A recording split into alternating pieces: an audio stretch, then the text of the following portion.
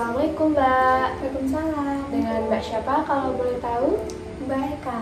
Baik Mbak Eka, perkenalkan saya Bidan Cecil yang akan melakukan penyuluhan mengenai kebersihan alat kelamin atau biasanya kita sebut personal hygiene genitalia. Sebelumnya saya ada leaflet, silakan dibaca-baca dulu Mbak sambil saya akan menjelaskan apa itu personal hygiene genitalia. Sebelumnya, apakah Mbak tahu apa itu kebersihan alat kelamin? Apakah pernah mendengar gitu?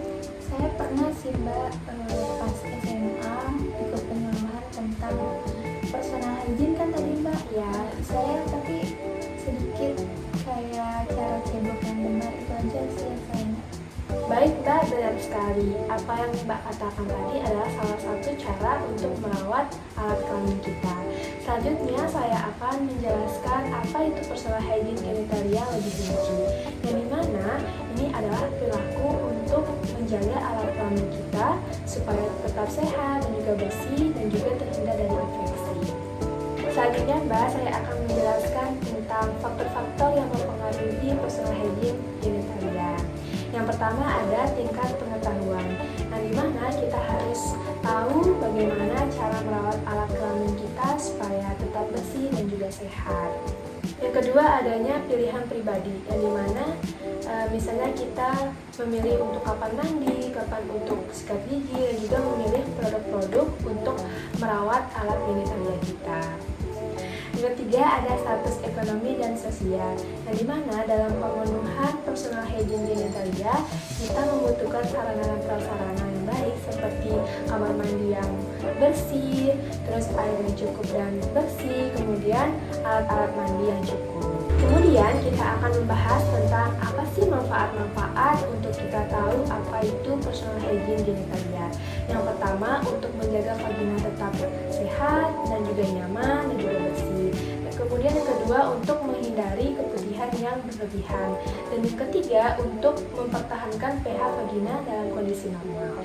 Kemudian Mbak, saya akan menjelaskan tentang bagaimana cara kita melakukan personal hygiene genitalia.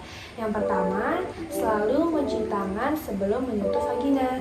Yang kedua, tidak menggunakan alat pembersih kimiawi. Cukup menggunakan air yang bersih dan juga mengalir. Kemudian, memakai celana dalam yang berbahan katun. Karena Mbak, kalau kita memakai yang berbahan katun itu bisa menyerap keringat. Kemudian jika kita haid itu mengganti pembalut setiap 4 jam sekali Mbak. Atau enggak misalnya kalau selesai BAK, BAB itu diganti ya Mbak. Selanjutnya Mbak, saya akan membahas tentang dampak masalah dari personal hygiene genitalia.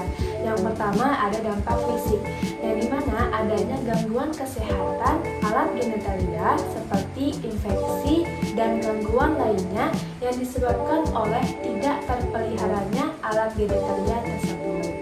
Kemudian adanya dampak psikososial, yang dimana seseorang tersebut akan mengalami gangguan psikis yang terjadi karena tidak adanya kenyamanan dan penurunan kepercayaan diri dalam berinteraksi sosial.